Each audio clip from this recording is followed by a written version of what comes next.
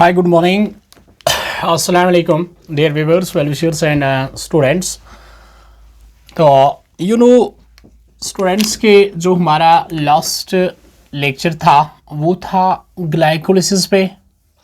Glycolysis हम पढ़ रहे थे। तो ग्लाइकोलिसिस का पहला फेज़ हमने कंप्लीट किया था, तो जिसको हम इन्वेस्टमेंट फेज़ कहते हैं।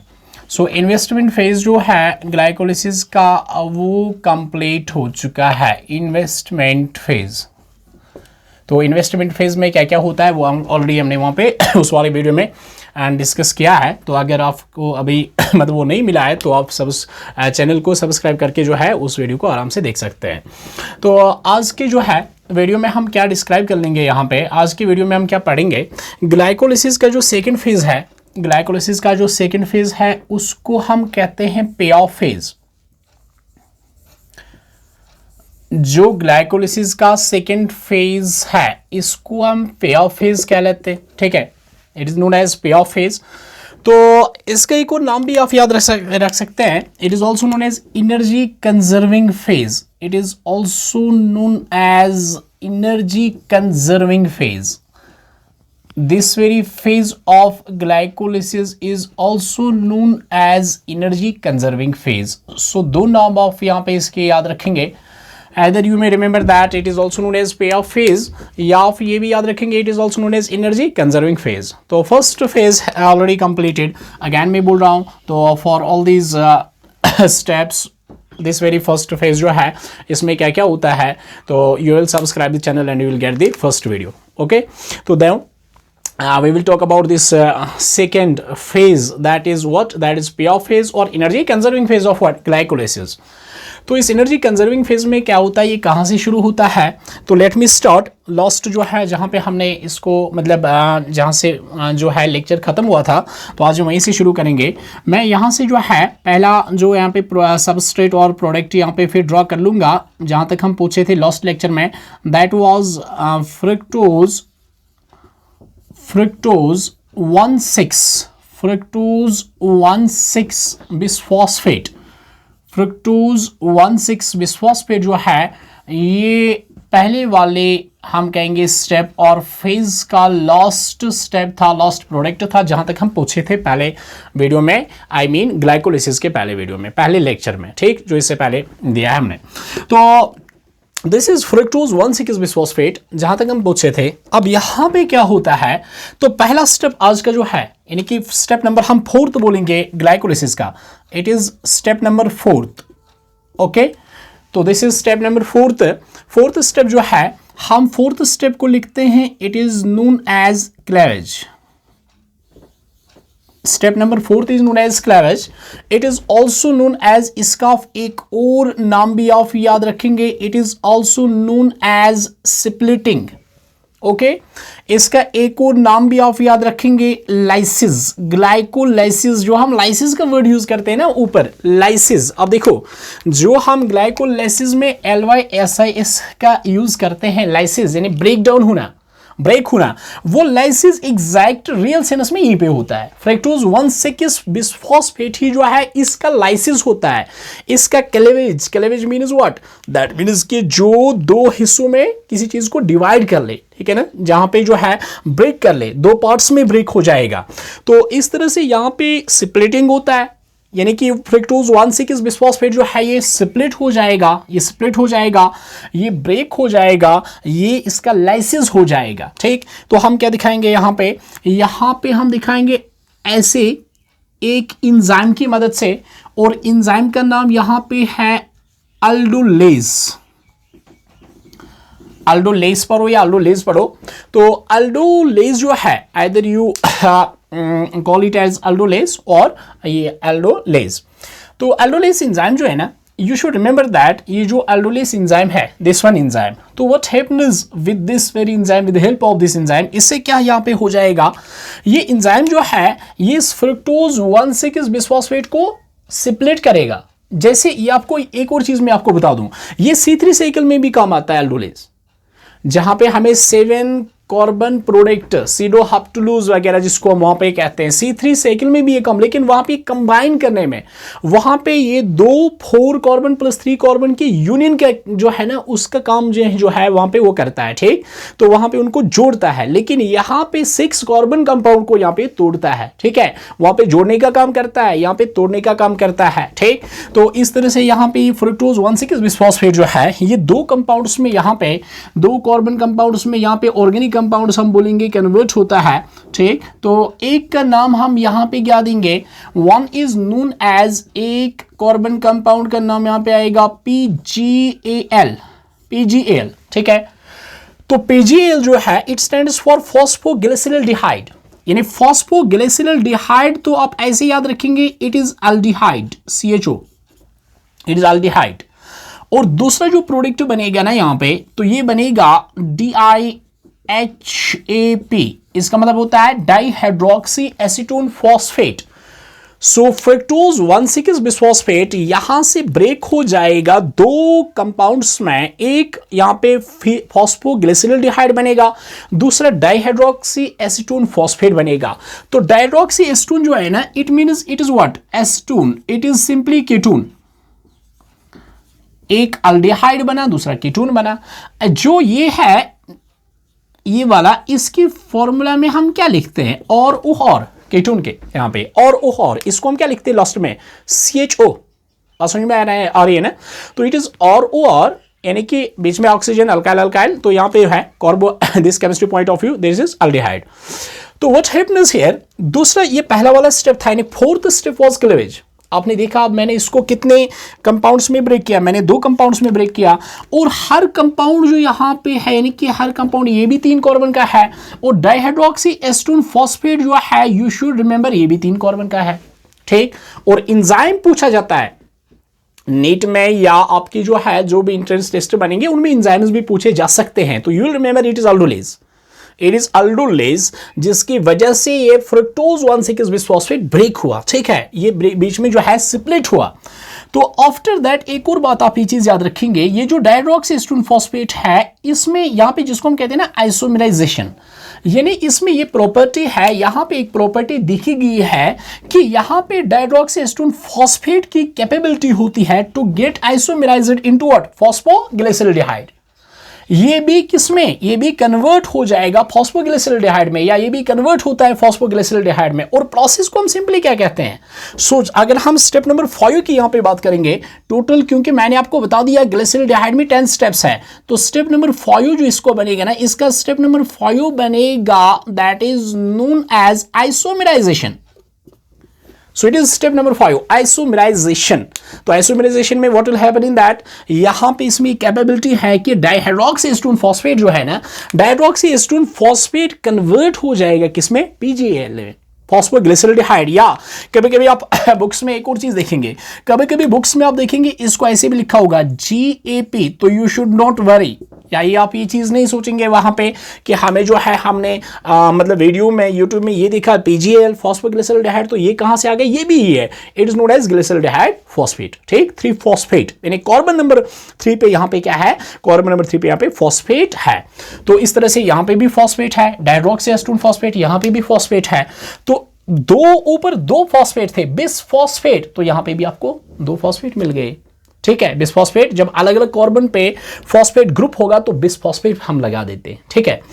तो नाउ आइसोमराइजेशन, और आइसोमराइजेशन जो होता है ना, इसके लिए अगर आपसे पूछा जाएगा कि एंजाइम कौन सा है, किस एंजाइम की वजह से जो है, इसको हम यहां पे कहते हैं कि फॉस्फोआइसोमेरेज। जो एंजाइम यहां पे है, the enzyme which helps in this very process, ठीक, that enzyme is known as isomerase. इस एंजाइम की हेल्प से यहां पे क्या होता है, ये कन्वर्ट इसमें हो जाता है। तो this is first point you need to remember here. After that let us describe the next point. Isomerization के बाद जो है इसका एक और हम देखेंगे कि नेक्स्ट स्टेप जो बनेगा, तो दैट इज सिंपली व्हाट, तो ये जो फॉस्फोग्लिसरॉल्डिहाइड है, फॉस्फोग्लिसरॉल्डिहाइड, अब देखो यहां से क्या हो जाता है, नेक्स्ट स्टेप क्या बनेगा, तो नेक्स्ट स्टेप जो है स्टेप नंबर 6 हम यहां पे लिखेंगे, स्टेप नंबर 6 दैट इज, उसको हम लिखते हैं that is called the oxidation, oxidation of what, oxidation of PgAl, फॉस्फोग्लिसरॉल्डिहाइड। इसका यहां पे ऑक्सीडेशन हो जाएगा। ऑक्सीडेशन आपको पता है it is removal of electrons. Okay, तो यहां से इसका ऑक्सीडेशन और जिसको हम डिहाइड्रोजनेशन भी यहां पे बोलेंगे कि यहां पे इसका डिहाइड्रोजनेशन हो जाएगा, यानी removal of two hydrogen. It is removal of here like this one, it is removal of 2H from this PGL। तो जब इसका ऑक्सीडेशन हो जाएगा ना, यानी अब इसका ऑक्सीडेशन हो जाएगा, PGL का ऑक्सीडेशन हो जाएगा, तो इसका ऑक्सीडेशन हो जाएगा। हम यहां पे एक और चीज, अब यहां पे ऑक्सीडेशन होने के लिए कोई ना कोई तो होना चाहिए ना, जिसको हम कहेंगे एक्सेप्टर, तो ये इलेक्ट्रॉन कैरियर। यहां पे एक एंजाइम होता है, यहां पे एक एंजाइम, कोएंजाइम, जिसको हम कहेंगे यहां पे NAD पॉजिटिव। तो इस ऑक्सीडेशन प्रोसेस की वजह से यहां पे जो ऑक्सीडेशन होती है, ऑक्सीडेशन की हेल्प से यहां पे क्या है, NAD पॉजिटिव जो है, NAD पॉजिटिव यहां पे कन्वर्ट होता है NADH प्लस H पॉजिटिव, यानी कि प्रोटॉन में। उसका मतलब क्या, यहां से 2 हाइड्रोजन निकल के आएंगे, ठीक है, 2 हाइड्रोजन निकल के आए। अब आप खुद भी समझ सकते हैं, अब 2 हाइड्रोजन को निकालो, उसका मतलब ये आ गया हाइड्रोजन प्लस यहाँ पे हाइड्रोजन, तो 2 हाइड्रोजन का मतलब आ गया it is 2 protons plus 2 electrons, isn't it? तो it is NADP positive, NAD positive यानी निकोटिनामाइन एडेनिन डाइन्यूक्लियोटाइड, जो कि कोएंजाइम माना जाता है, प्रोटीन है। तो ये जो हम यहां से जो है, यहां पे NAD पॉजिटिव जो है, इस पे एक इलेक्ट्रॉन इसका ऐड कर लो तो ये NAD बनेगा, ठीक है। फिर एक और कंप्लीट हाइड्रोजन ऐड कर लो तो ये NADH बन गया। अब जहां से आपने इलेक्ट्रॉन निकाला वहां पे प्रोटॉन भी था, वो प्रोटॉन जो है वो यहां पे बाहर आ गया। क्लियर? तो ये था फॉस्फोग्लिसरल्डिहाइड। अब फॉस्फोग्लिसरल्डिहाइड जब इसकी ऑक्सीडेशन हो जाएगी ना, जब इसकी ऑक्सीडेशन हो जाएगी, हम यहां पे लिखेंगे ऑक्सीडेशन और व्हाट, जिसको मैंने एक और चीज बता दिया, डिहाइड्रोजनेशन। तो ये किस में कन्वर्ट होता है, ये कन्वर्ट होता है, it gets converted into 1,3 bisphospho, it gets converted into 1,3-bisphospho, ठीक है ना, 1,3-bisphospoglyceric acid. So it gets converted or changed into 1,3-bisphospoglyceric acid. ये एल्डिहाइड था, फॉस्फोग्लिसरल्डिहाइड था। अब यहां से आपने इलेक्ट्रॉन को रिमूव किया या हाइड्रोजन को रिमूव किया, तो यहां से हाइड्रोजन रिमूव करने की सूरत में ये कन्वर्ट होता है 1,3-बिसफॉस्फोग्लिसरिक एसिड। क्लियर? ये 1,3-बिसफॉस्फोग्लिसरिक एसिड में कन्वर्ट हो गया। तो यहां से आपने ये चीज याद रखना है कि यहां पे भी एक एंजाइम काम आता है, यहां पे भी एंजाइम की जरूरत है, ठीक है। तो जिस एंजाइम की यहां पे जरूरत है ना, उस एंजाइम को हम यहां पे लिखते हैं फॉस्फोडिहाइड्रोजिनेस। फॉस्फोडिहाइड्रोजिनेस यानी एंजाइम का नाम यहां पे बनेगा phosphodehydrogenase, dehydrogenase, removal of hydrogen. So in name of the enzyme is phosphodehydrogenase. तो this was up to this 1,3-bisphosphoglyceric acid. अब क्वेश्चन ये है कि 1,3-bisphosphoglyceric acid जो है यहां से आगे क्या हो जाएगा, तो let us see that. बहुत आसान है, लेकिन इसमें आपने ये चीज याद रखना है कहां पे ATP बनेगा, कहां पे, अभी आपने यहां पे क्या देखा, NADH बन गया, अभी आपने देखा कि NADH तो बन गया यहां पे, ठीक है। तो अब हमने यहां पे देखना है कि ATP कहां से बनेगा, ठीक। तो ये आपने इसमें याद जरूर रखना है किस वाली स्टेप पे ATP बनता है, किस वाली स्टेप पे NADH बनता है। तो अब हम यहां से क्या देखेंगे, ये है मेरे पास अभी जो मैंने निकाला नीचे, तो इट इज 1,3-बिसफॉस्फो, अब मैं BP लिखूंगा डायरेक्टली, 1,3-बिसफॉस्फोग्लिसरिक एसिड, जो अभी प्रोडक्ट मुझे मिला 1,3-बिसफॉस्फोग्लिसरिक एसिड, ठीक है। तो 1,3-बिसफॉस्फोग्लिसरिक एसिड जो है ना, यहां पे क्या हो जाएगा, यहां पे एक एंजाइम की हेल्प से, अगेन जिसको हम फॉस्फोकाइनेस कहते हैं, P stands for phospho here, तो इट इज फॉस्फोकाइनेस। चलो पूरा लिखते हैं, फॉस्फोकाइनेस, फॉस्फोग्लिसरोकाइनेस या फॉस्फोकाइनेस शॉर्ट में मैं इसको लिखता हूं। तो इस एंजाइम की हेल्प से यहां पे क्या हो जाता है, यहां पे जो है ना, यहां पे एक हम लिखेंगे, यहां पे we will write down that here, कि यहां पे ADP जो है, ADP साइटोप्लाज्मिक रिएक्शन है ये, या जिसको हम कहेंगे साइटोसोल रिएक्शन है ये, साइटोप्लाज्म में सब कुछ ये साइटोसोल में होता है। तो इस तरह से यहां पे ADP जो है, ADP here gets converted into ATP, तो यहां पे ATP बन गया। इसका मतलब ADP कैसे बना, इंजाइम के हेल्प से, रिएक्शन की हेल्प से यहां पे क्या हो जाता है, इसमें बिसफॉस्फो है, 2 फॉस्फेट ग्रुप है, इसका एक फॉस्फेट ग्रुप निकाला जाता है, रिमूव किया जाता है, और जब वो एक फॉस्फेट ग्रुप निकाला जाता है ना, रिमूव उसको किया जाता है, उसको ऐड किया जाता है किस पे, एडीपी पे, एडेनोसिन डाइफॉस्फेट पे।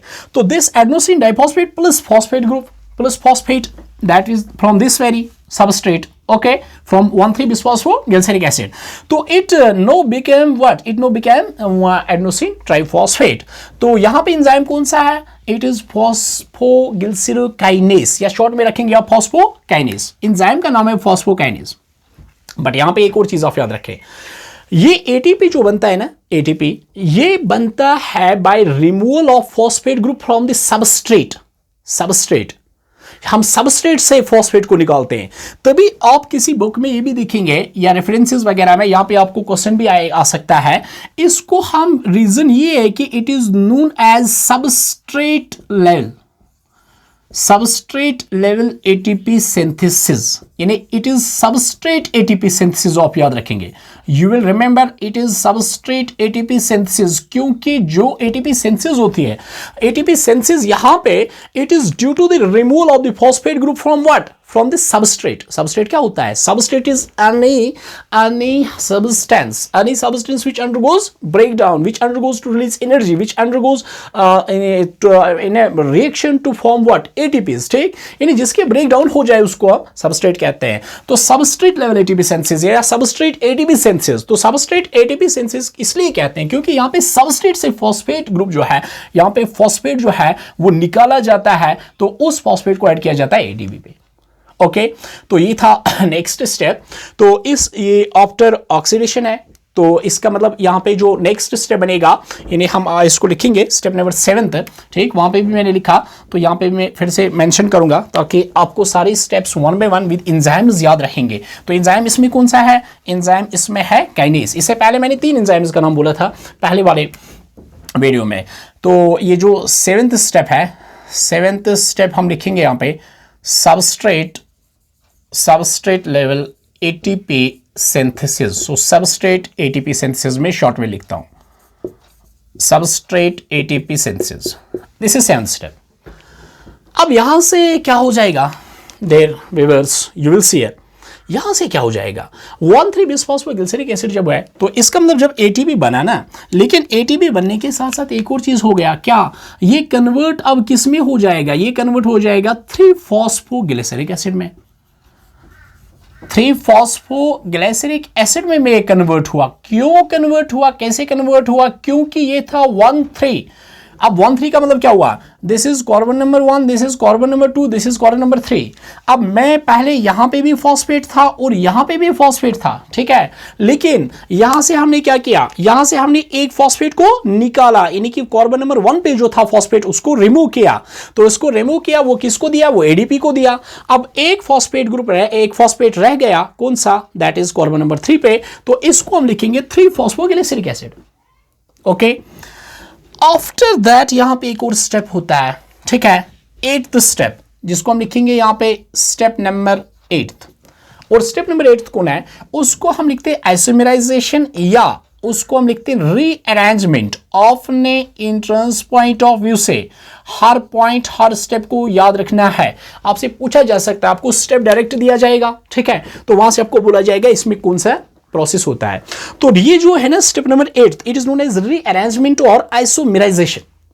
Okay, you will remember it as rearrangement, और इसका दूसरा नाम भी आप याद रखेंगे आइसोमेराइजेशन, यानी आइसोमेराइजेशन याद रखो, या आप यहां पे इसका रीअरेंजमेंट याद रखो। तो होता क्या है इस रीअरेंजमेंट, और एंजाइम कौन सा है वो भी हम यहां पे बता देंगे। तो इस रीअरेंजमेंट और आइसोमेराइजेशन जो है, यहाँ पे सिंपल सा प्रोसेस होती है। वो होता क्या है, यहाँ पे आप ये चीज़ याद रखेंगे, ये जो 3-फॉस्फोग्लिसरिक एसिड है, यानी कि कार्बन नंबर 3 पे फॉस्फेट है।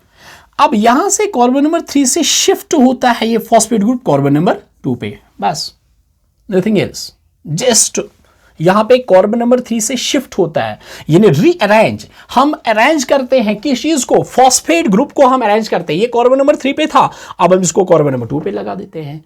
तो इस तरह से मैं लिखूंगा यहां पे, I will write it as 2 phospho, so 3 phospho से क्या बन गया है 2 फॉस्फो ग्लिसरिक एसिड। ये 3 फॉस्फो था, अब मैं यहां पे इसको लिखूंगा 2 फॉस्फो ग्लिसरिक एसिड। लेकिन ऐसे ही काम नहीं होती, कोई भी काम करने के लिए एनर्जी चाहिए, लेबर चाहिए, मजदूर चाहिए। तो यहां पे भी एक मजदूर है, ठीक है, यहां पे जो मजदूर है उसका नाम है यहां पे फॉस्फोम्यूटेज। मजदूर का नाम इंजाइम यहां पे आई मीन, ठीक है, तो उसका नाम जो है इट इज फॉस्फोम्यूटेज।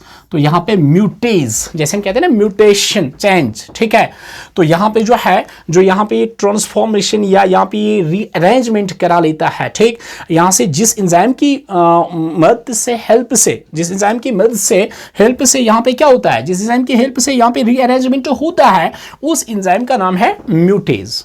ओके, तो it is known as mutase. तो अब यहां पे क्या आ गया, ये बन गया यहां पे 2 फॉस्फोग्लिसरिक एसिड। क्या बन गया 2 फॉस्फोग्लिसरिक एसिड।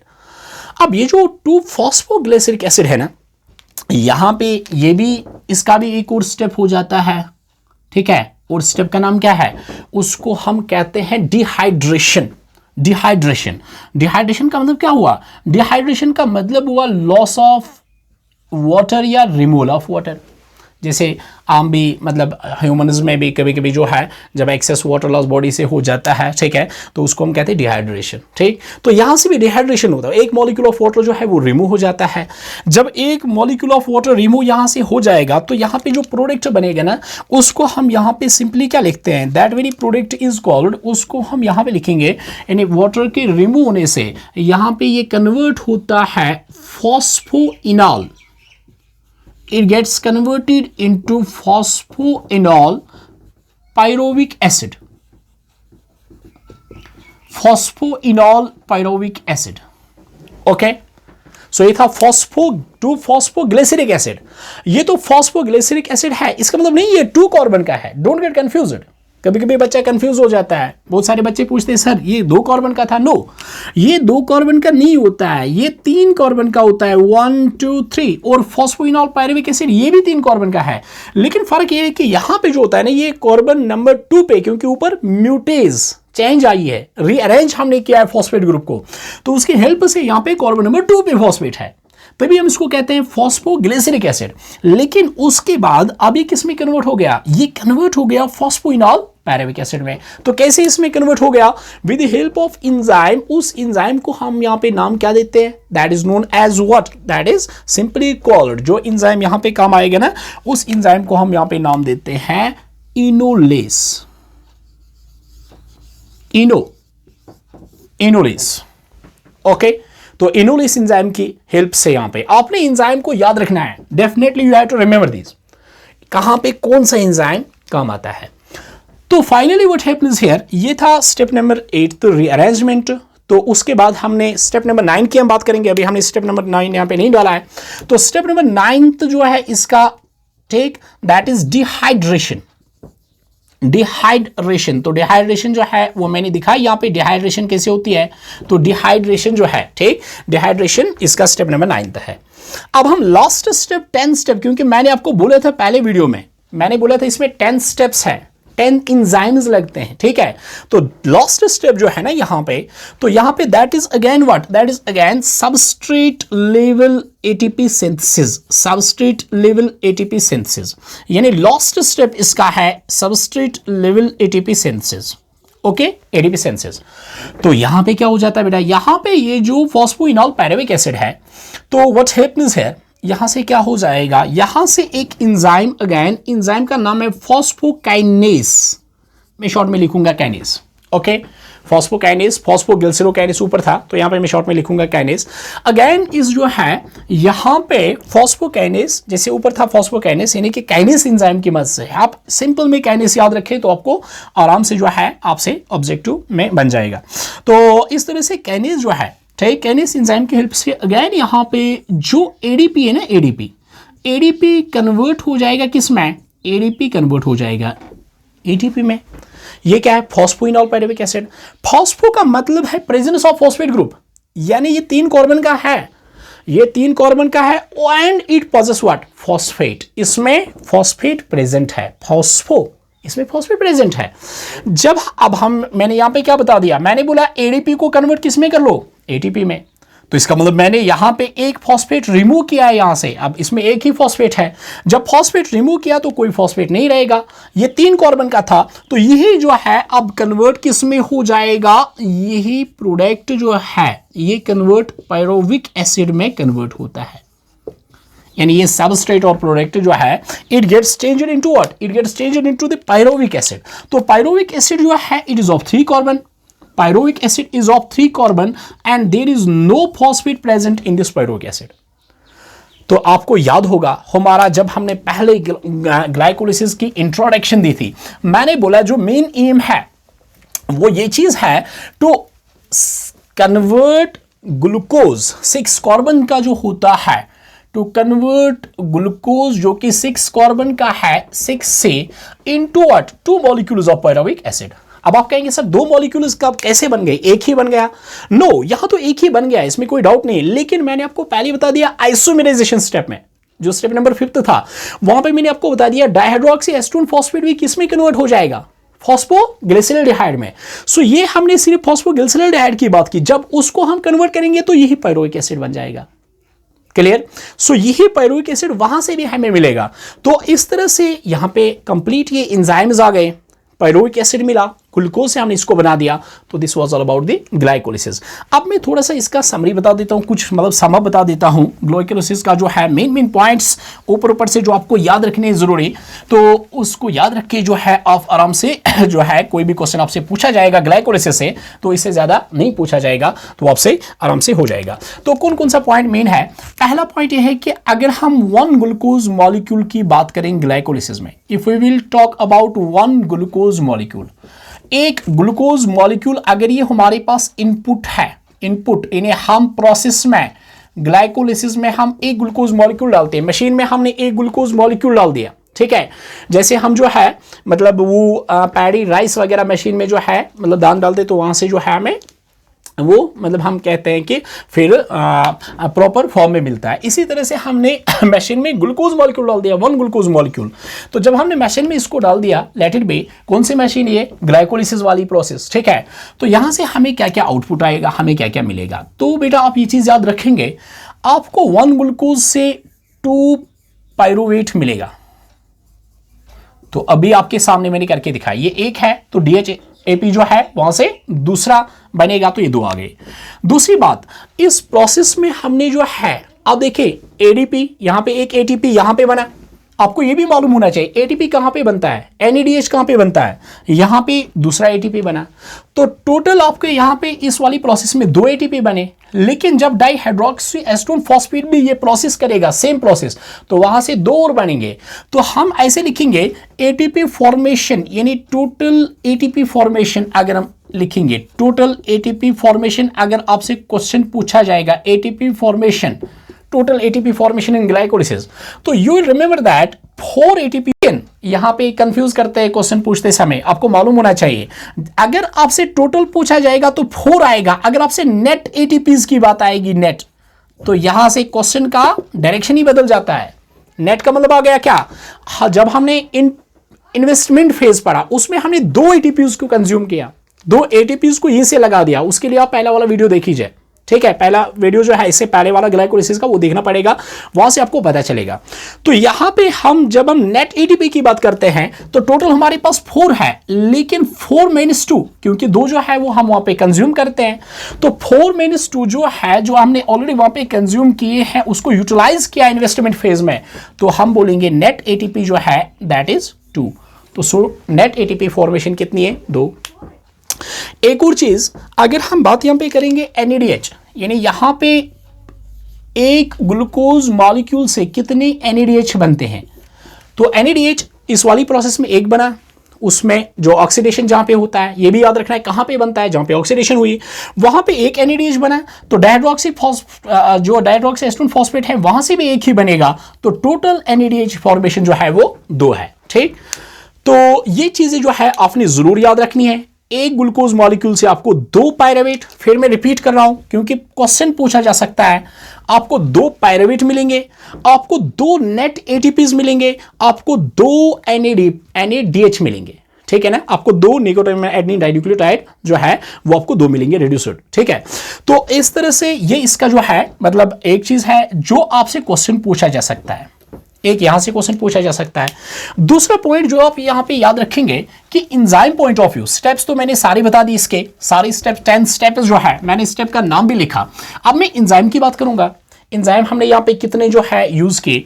तो इंजाइम पॉइंट ऑफ व्यू अगर आप देखें, जो पहला वीडियो था ग्लाइकोलिसिस से रिलेटेड, तो उसमें हमने बता दिया, उसमें हमने इंजाइम्स से रिलेटेड बता दिया था मैंने HIK, यानी 3 इंजाइम्स का नाम हमने वहां पे लिया था HIK। तो आज जो हमने जो है ना नेक्स्ट फेज जहां से आज हमने स्टार्ट किया, मतलब हमने स्प्लिटिंग से स्टार्ट किया, स्प्लिटिंग ऑफ फ्रक्टोज 1,6-बिसफॉस्फेट। तो आज हमने पहला इंजाइम एल्डोलिज यूज किया, फिर उसके बाद जो है आइसोमेरेज यूज किया, फिर उसके बाद हमने काइनेज को यूज किया, ठीक है, काइनेज को। उसके बाद हमने यहां पे एक और एंजाइम यूज किया, that is known as what, that is known as mutase, ठीक है।